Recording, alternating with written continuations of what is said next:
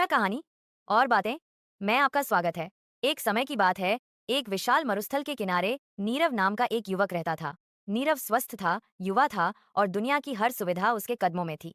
उसके पास एक आरामदायक घर था, ताज़ा पानी का एक कुआं था और खाने के लिए अच्छी फसलें थीं, जो बिना अधिक श्रम के उग जाती थीं। लेकिन नीरव के जीवन में एक चीज की कमी थी, लक्ष्य। वह हर सुबह उठता, दिनचर्या के काम करता और फिर बैठ जाता। उसके दिन एक जैसे थे, सूरज का उगना और डूबना, हवा का चलना और थम जाना। उसे पता था कि उसे कुछ करना चाहिए, पर क्या, यह पता नहीं था। एक दिन एक ज्ञान वृद्ध यात्री उसके गांव से गुजरा। नीरव ने यात्री से पूछा, बाबा, मेरे पास सब कुछ है, फिर भी मुझे लगता है कि मेरे जीवन में कोई स्वाद नहीं है। मैं क्या करूं? यात्री मुस्कुराया। उसने अपनी झोली से एक मुट्ठी बारीक रेत निकाली और फिर उसमें एक चुटकी चीनी मिला दी। यात्री ने नीरव की हथेली पर वह मिश्रण रखते हुए कहा, बेटा, तुम्हारा जीवन इस रेत जैसा विशाल और अंतहीन है, और तुम्हारा लक्ष्य उस चीनी जैसा मीठा और दुर्लभ है। अब इसे ढूंढो। यात्री ने कहा और आगे बढ़ गया। नीरव ने उस मुट्ठी भर रेत को देखा।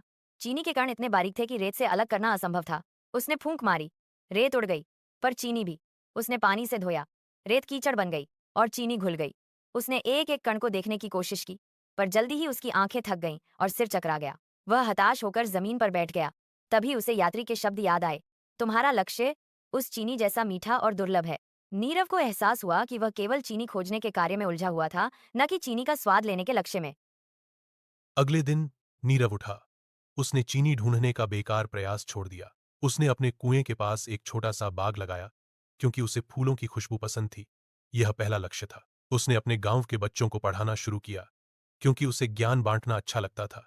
यह दूसरा लक्ष्य था। उसने मरुस्थल के यात्रियों के लिए एक छोटा आश्रय स्थल बनाया।